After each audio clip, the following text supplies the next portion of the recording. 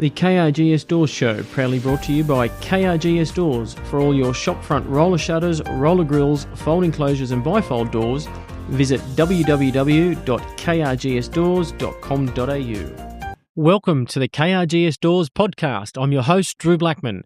The aim of our podcast is to talk to cool people with cool stories, whether it be our suppliers, customers, staff, other business owners, or people from different walks of life, and get to know them a bit better. If you're interested in coming on, drop us a line or email, or connect with us via Facebook, and we can have a chat to see what we can do. Today, on episode 58 of the 4-year-old KRGS Doors podcast, I'm joined by KRGS Doors Managing Director Clayton Blackman, and we talk to Renee Ballard from Lex Design Agency. With over 15 years of experience in marketing and communications, Renee is responsible for ensuring the strategy behind the design Lex delivers is underpinned in research and data. She tells us how Lex Design Agency started and her biggest challenges. I'll also let you in on our next episode's guest, but for now, please welcome to the podcast, Miss Renee Ballard. If this doesn't turn you on, folks, you haven't got a switch! Renee Ballard, thank you very much for joining us on the KRGS Doors podcast. What is the Renee Ballard story? Oh, I've got two. One's 25 words or less and one's 50 words or less. One's 50 words or more. Design-wise, I started Lex Design with my husband, Chris Ballard, who's an industrial designer, and he's been designing retail for 25 years, and that's what we specialise in.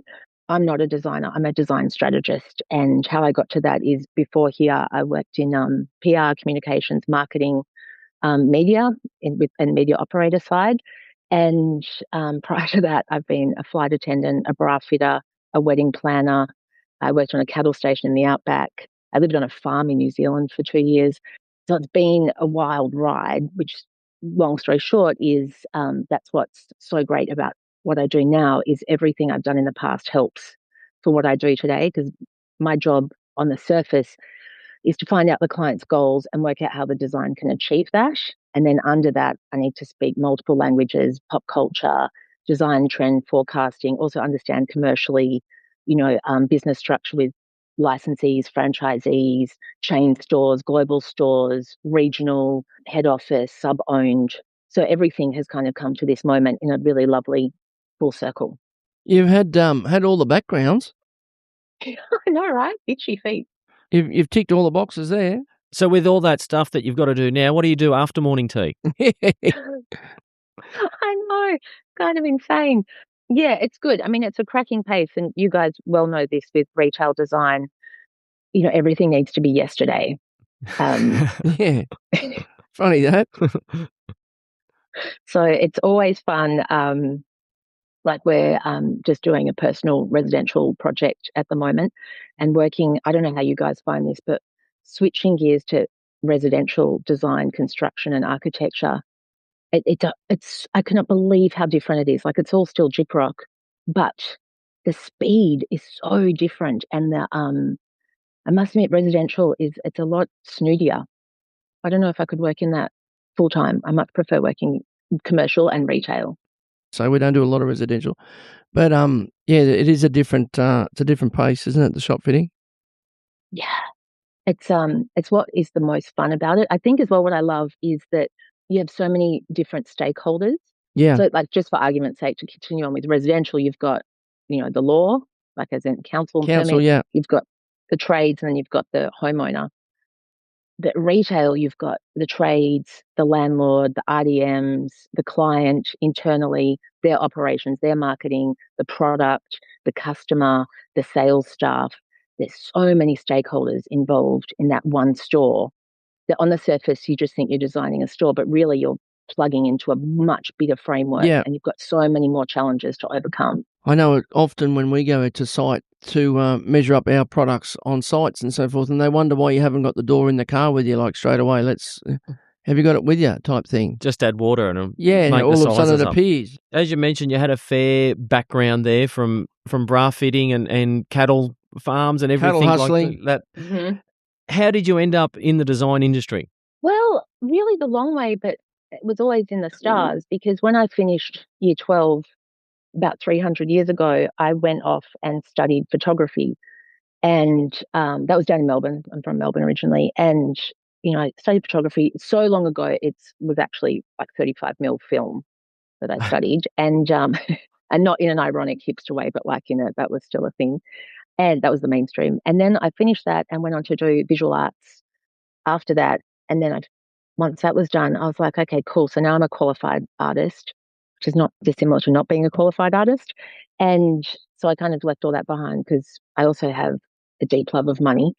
And and Don't we all? Don't we all? my heartbeat. And so I couldn't work out how to marry creativity and making money. I wasn't kind of bold or brave enough to ask anyone how to do it, and I couldn't work it out. And so that's how I ended up just flip-flopping from one thing to the other and kind of following my nose, and enjoying myself. But then, when I was studying, I worked in hospitality, which doesn't sound like it, but it's quite a creative field in the sense that you have to do a theatrical show. Same with being a flight attendant, like you're putting on a show because everyone's bored on the plane and they're just going to be watching you. So even though I wasn't working in design per se for all of those years, I was bringing creativity to everything I was doing in hindsight. And so when I started working, and then I left the Middle East after flight attending and went to study Bachelor of Business Marketing, and got a job in a design agency. And I was just working as a PA. And so that was that full circle moment where I came back and I was like, oh, that's funny. Like, that's ironic. And that's where I met Chris. And I actually knew Chris from a previous life because I went to Finchner, a small girls' school in Melbourne, and our brother's school was Camberwell Boys. And we used to do life drawing together. And I joked that Chris wasn't the model, but So what won you over? Exactly. We had very good legs. And so, and then it was just awesome. Like, so Chris and I, apart from, we know each other for a very long time, we knew each other a long time ago. It's so great. Like, you guys I'm sure you probably work with industrial designers all the time. Yeah. They are like creative engineers. Chris is forever like knocking on stuff and seeing how it's made and turning things upside down. And I'm a bit like that as well. So it's kind of like, I think with design and creativity, like we all have it, but I think what really makes you a designer, for me, in my point of view, is curiosity. So you don't have to be a good drawer, but you have to be like, why is that like that? And how? And can I change it? And would I want to? And that's how I kind of ended up in design. I was there the whole time, but now we run a business specializing in it. Those industrial engineers, they're a different thinker, aren't they? Totally. Chris's mantra is like, turn it upside down, flip it over. Yeah. It's interesting too in your field that you've got to be a bit of a know everything, because you've got to, when you're designing, you've got to know, is that roller shutter going to work in that instance? Is that wall going to work here? Is that design going to work here? So you've got to know a little bit about a lot of things to make sure that, yes, it is going to work from the design stage as well. Yeah, and I totally agree. And you also have to pivot quickly because sometimes the project wants you to be really creative, and skyhooks, we call those skyhook projects, deeply conceptual. We don't know how it's going to get put together yet, but the client really needs, like, we might be doing a pitch deck for a brand that wants to launch into a new region. And so that's a full skyhooks kind of concept. We'll work it out later. So that we have to forget all the practical detail and just lean heavily into imagination. And then vice versa. Sometimes we do a site and it's an outlet and it needs to be fast, furious. Don't worry about the frills. Just, what's the cheapest, most available racking system. So you have to pivot and make yourself be a chameleon as fast as you can, because you've got to build trust with the client. The client doesn't want to feel like you don't know what you're doing. Yeah. And so a big part of it, and that's why I was saying, like, drawing on everything working in hospitality, when you can see into the kitchen and realize that everything's been scorched, but the client, the customer can't see that. So you've got that. Everything's fine. Yeah. The old duck method. You're nice and calm above, but the feet are paddling 100 miles an hour under the water. So, Now tell us about Lex Design Agency, which is your and Chris's business. How did it start? When did it start? Number of employees, things like that. Sure. So, before we started Lex, we were living in Hong Kong. Chris was working for another company, and Chris is a gun at what he does. Like, I mean, you can't. At that time, he'd worked, I think, for 19 years as a retail designer and worked for like big rollouts for Optus and like he did the original 3 design back in the day. Remember the white 3 stores? That was all Chris. Did the Vodafone, Optus, a lot of telcos, that kind of thing. And we were in Hong Kong. It was 2018, and Chris was Chris was the design director of Asia for this company, and we'd moved there as a family for Chris's promotion.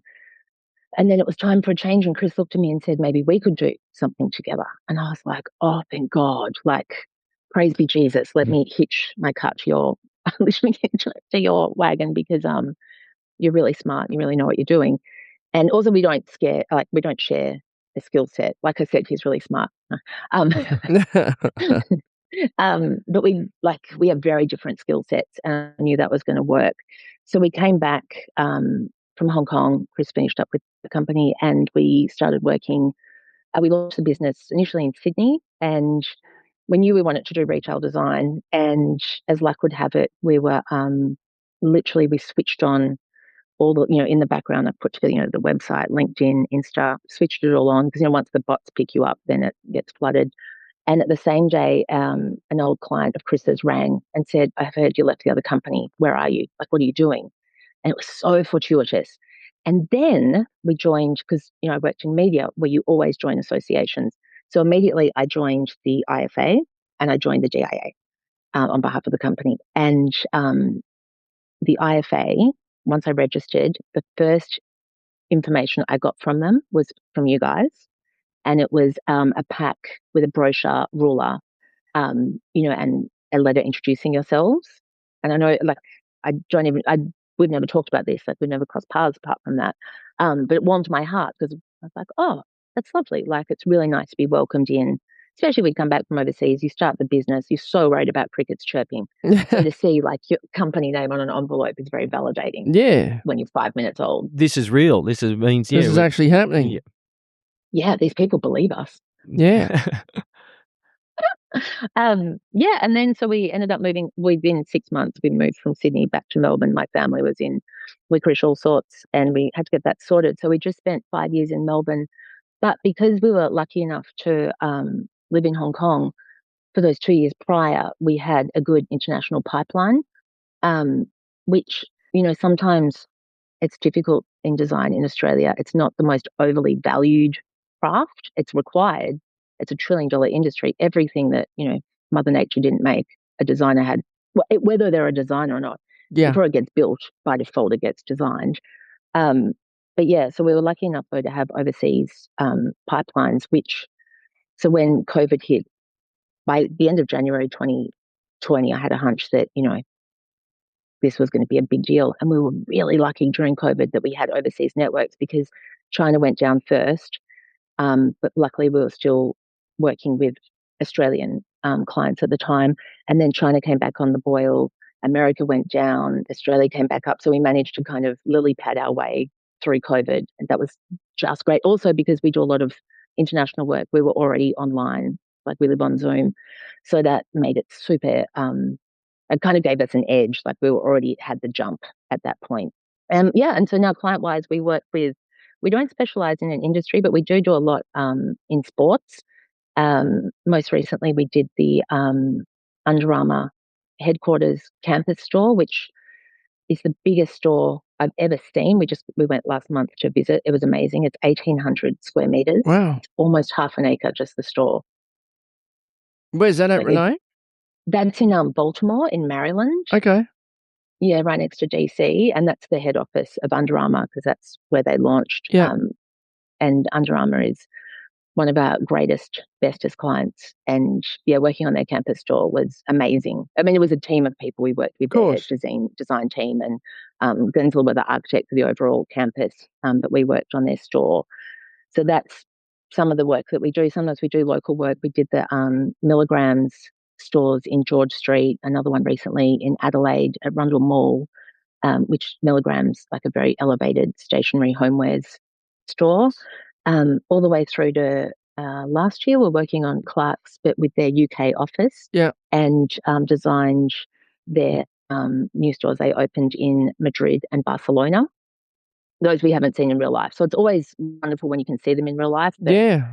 sometimes you've just got to, use your imagination and work remotely. Must be pretty gratifying when you see something like that, with something that's an idea that's come up in your head and you actually end up seeing it in the finished product in for real. That must be pretty exciting. Yeah, it's amazing. It's amazing as well, especially because we don't have a lot of contact with the trades. We just do design, so we don't do construction project management, anything like that. We're pure designers, and so we don't always work with the guys on site. No. And so when you pass everything on, and you're like, and you hand it over, and you're like, best Good of luck with that. Good luck. I hope that works out. Yeah, and then when you see it, there's this feature in the Under Armour campus store, and it's a gondola unit, for want of a better phrase, but it's a unit that sits in the store, and it's got radial edges, and it's huge. It's like 3 meters long by a meter wide. It's got radial ends, which is one thing. You can do that, but then on the top it has timber and a complex curve that goes like 2 different planes that it has to turn on. And so the fact that the construction team could come up with a solution, and they did that at a cracking pace, it just reinstills your faith in trades. What are some of the changes you've seen in the industry in your time? AI, I think AI is a really useful tool, but I have a feeling it's homogenizing design internationally. And the reason I say that is because there's more people using AI than there are coders. And people that, AI isn't a separate entity. It's written by a human. So it's written with their lens. So if they don't know anything about ancient Egypt, they're never going to pop up in the AI machine. Or if it's AI is only as strong as what it's sipping from and who wrote the code to find where to sip. So I think that's why we're seeing, that trend at the moment, that everything from coffee shops to join-up shops to hairdressers have arches and fluted panel walls and monochromatic palettes. I think that's coming from AI. It's just a copy and paste. I think so, because that doesn't suit all brands. No. And brands have a really strong presence are never going to be able to use that. And that's why I think we're going to see a real split in homogenized design and on-brand design. You think they're just all being plagiarized, a lot of them? Yeah, I think, with the best of intention, it looks good, don't get me wrong, it looks good, but it's not. The reason I smell a rat, an AI rat, is because it's not steeped in anything. Yeah. And generally when you have a trend, you can pin it back to why we got there. But then just out of nowhere, it's all arches and matte finished fluted panels. Yeah, it's just to change the colours to suit the brand. Yeah. And I'm like, where is this coming from? Because it's not like, Memphis design reimagined or Art Deco reimagined or Victorian reimagined. It seems to be a smash up out of nowhere. And what is referenced that's steeped is, how there's this revival of skater brands like Von Dutch, Vans, Stussy.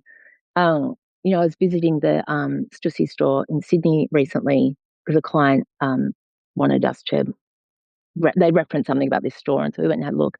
And it was all plyboard and, you can see kind of the fixings. It's very bare and barren. And I was like, oh, my God, it was like being in Dangerfield on Brunswick Street in Fitzroy circa 1993. Yeah. But It's come around. It's come around again. Yeah. I was like, God, I'm finding I've seen this before. Goodness. I may as well have been at Shed 4 down at the docks at some kind of Carl Cox rave. What are the biggest challenges you face both in the industry and also as a business owner? In the industry, it's having guard down conversations with the other people you need to collaborate with.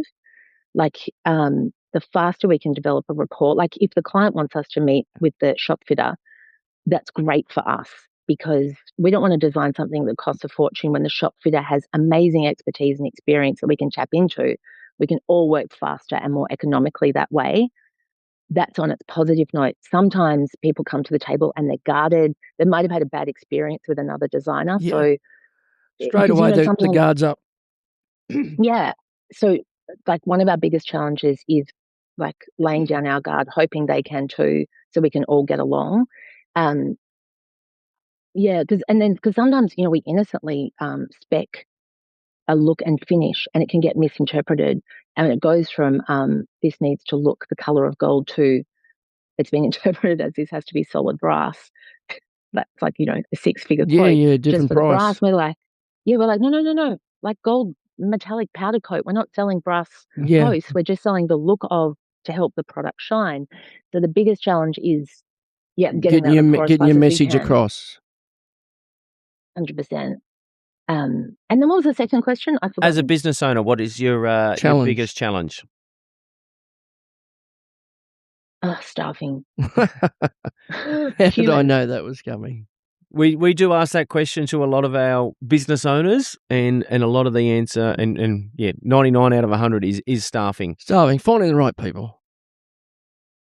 So hard. It's because you've got to have someone that knows what they're doing, but you also have to have someone that you want to spend all that time with. Yeah. And you don't want to train them up and put them through the paces, and then all of a sudden the grass is greener on the other side. You're back to square one. How many staff members do you currently have at Lex? Currently none. We have subcontractors. Oh, yeah. At the moment. We have a slew of subcontractors that we sub-work out, as we can, lily padding as much as we can. But because we moved to Sydney last June, so we've been back in Sydney for a year after 5 years in Melbourne. So we're light on our feet at the moment while we work out next steps. Once you move house and you move the business, there's a lot of dust kind of flying around. So we're waiting everything to settle. And then going forward, I don't know, maybe you guys have some insight into this, because we've always tried to hire all-purpose, like generalist designers. Yeah. Like they come from a stream like interior or industrial. But now I'm wondering if the new model is, do we find just really specialist, like just CAD draftspeople or just graphic designers that do presentation layouts? So that's my new experiment to run to see how that's going to go. With using subcontractors, do you find it's a double-edged sword where you don't have to have the staff in the office and look after that staff side of things, but then you don't have complete control over the timing and things like that of getting work done as well, because obviously you're relying on a third party?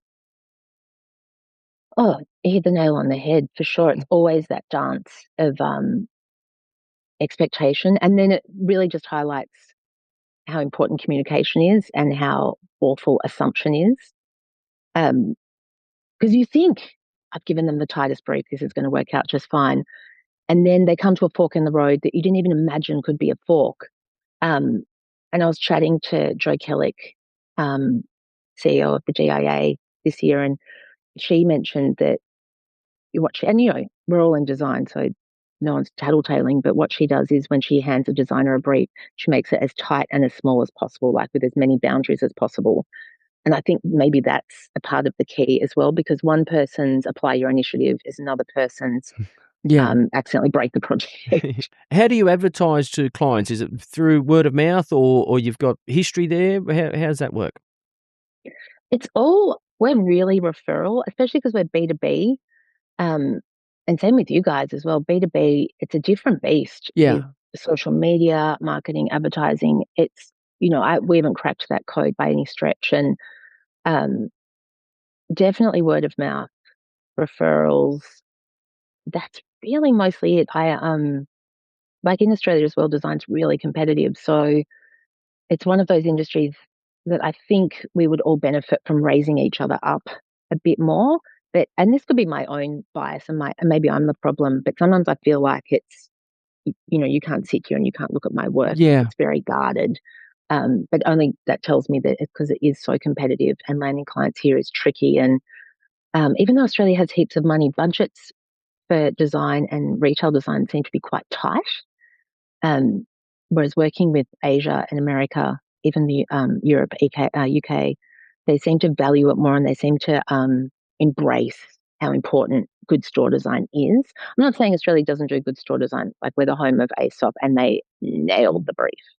But that's just kind of my learnings and certainly one of the challenges I think of the Australian industry. But yeah, we just really lean into the pipeline. Like our pipeline really leans into our networks. And I wish someone had told me that when I was 20. And I wish I hadn't have blown up so many bridges along the way. Renee, do you feel that here in Australia we copy a lot of what happens from overseas? I think we In do in our design? B2C products. Yeah. Like the consumer facing stuff. We know that fashion ducks across because they've got the advantage of being 6 months behind seasonally. Yeah. Whatever happens there comes across. I also think I used to probably think more that we were following everyone else's lead, but I also think Australia is such a small market financially compared to the rest of the world and region, and we're so geographically isolated. We're very restricted here with what materials and products are available to construct with. So whilst the internet shows us that, you can have any kind of brass finish you want, or go for brass on the brain, any kind of chair you want, there's 1,000 chairs.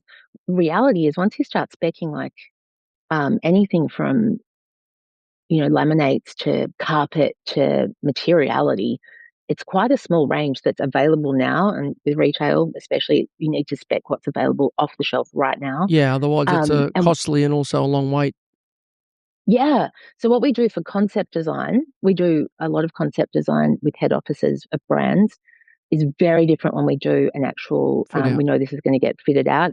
They're two different beasts. So we start off with the concept, of course, but we are really restricted to what's available in Australia or whatever region it is. So when we open stores in China, we designed the Under Armour Steph Curry store. They opened 3 of them, and we specified like gold finishes because it's curry gold and timber floors and things. And working with China is amazing because they have everything at their disposal. All the, they're very can-do mentality wise, like very go-getter.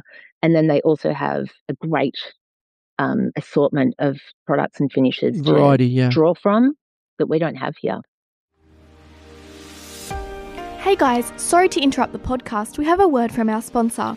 KRGS Doors folding closure allows you to have a security concertina door in any shape or any length. Having no floor track eliminates any trip hazard.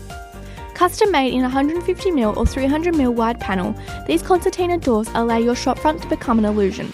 The KRGS folding closure can be filled with your choice of clear infill, vision mesh, or a combination, along with powder coating to meet your requirements.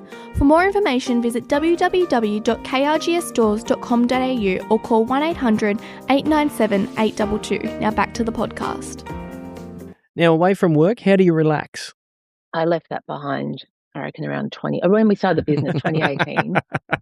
Spoken like a true business owner. Yep. I was what's relaxation? Pacific flight, and I was flying from Hong Kong to Sydney, and that was the last time I relaxed. Yeah, I wish. Because we're renovating a house at the same time, and we have an 11-year-old and the business. I don't know. I wish, so we just went to America last month, and I didn't realize how tightly wound I was until I was at a retreat in Phoenix, Arizona, true story, a month ago, and on my own. And I rang Chris and Isla at 4 a.m. Phoenix time with jet lag. Up and 11 about in the morning or something here. And I had lost my mind and I was in tears, and I was like, I think I need to come home. And, if you know Chris, he's very unmelodramatic and is a man of not many words. And Chris is like, no, this is a circuit breaker. You need to be there. So I was like, okay, desert it is. So I'm pretty extreme even when I'm trying to relax. Yeah. Now, to finish the podcast, we ask our fast 5 questions just to get to know you a little bit better. They're a little bit rapid fire. What would be your last meal? French onion souffle. Okay, I haven't had that one before. We haven't had that before, no. That's a new one. And then what is your drink of choice? Champagne. Lovely. Who is your favourite superhero and why? Oh, 99 from Maxwell Smart. We haven't had that one. Very well dressed. Very well dressed. 99. And probably the brains behind the whole outfit, really. Yeah.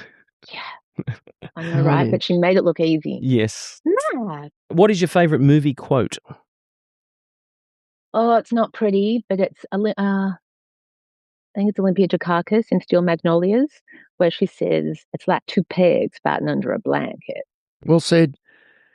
And finally, if heaven does exist, he's done a bit of renovations up there. He's got rid of the pearly gates and he's put in a pearly roller shutter from KRGS Doors. So if heaven does exist, what would God say when you arrive at the pearly roller shutter? I don't even think I'd let him get a word in. I've got some questions. I need some things answered. Is that what you'd say? Yeah. Yeah. Like, let's talk this. Well, first thing I'd want to know is, let's talk through your decision on the roller door. Like, tell me, was it mother of pearl, matte finish, gloss? You'd How'd want you go with that? You'd want to negotiate it. I'd want to know everything. And you'd probably And then the redesign outfit, up of there as course. well. Yeah, you give it a place, a facelift. Yeah, give it a once-over. Renee Ballard, Well, yes, I that- really, really appreciate you coming on and having a chat on the KRGS Doors podcast. You're doing some great stuff there at Lex Design. And make sure, I'd like to really try and catch up and do this again sometime. That'd be great. Yes. Should be good. We'll do episode 2 or something down the track. Sounds fabulous to me. I could do this every week. This it's been delightful. Thank you so much for having me. We should have Absolute beer. delight. If we do it again, though, we should have beer and champagne or something like that. What do you think? 100%. You name the place, day and place, I'm there. Okay, we'll lock it in. Thank you very much for your time. It's been tremendous to talk to you on your history with the design and what you're doing now. So really, really appreciate you coming on and have a chat. Wonderful. Thank you, Clayton. Thank you, Drew. Lovely to talk to you. Thank you very much. That brings the door down on the 58th episode in our chat with Renee Ballard from Lex Design Agency. Check out Lex Design Agency on Instagram or visit their website, www.lexdesignagency.com. If you have missed any previous episodes of the KRGS Doors podcast, you can download them from our website, www.krgsdoors.com.au/podcast, or on your favourite podcast player, search KRGS Doors. Don't forget to hit the subscribe button to ensure you don't miss any future episodes. This also boosts our ranking and my ego. The other thing I suggest is, if you have enjoyed the podcast, visit your favourite podcast player and leave a review or a rating. Keep your ears peeled for our upcoming next episode where we speak to another designer, Josh Bradstock, from 8 Architecture and Design, leading architecture and interior design firm based in Melbourne. Their full-service approach covers architecture and interior design from strategic planning, brand alignment, and concept design. Design is not just what they do, it's how they think, solve, and lead, delivering powerful functionality and visual striking architecture and interior design across Australia. It is certainly not a chat to miss. Keep your ears peeled for this one. I've been your host, Drew Blackman, and you've been fantastic for tuning in today. As always, you could be anywhere in the world, but you're here with us. Thanks. Till next time. The KRGS Doors Show, proudly brought to you by KRGS Doors. For all your shopfront roller shutters, roller grills, folding closures and bifold doors, visit www.krgsdoors.com.au.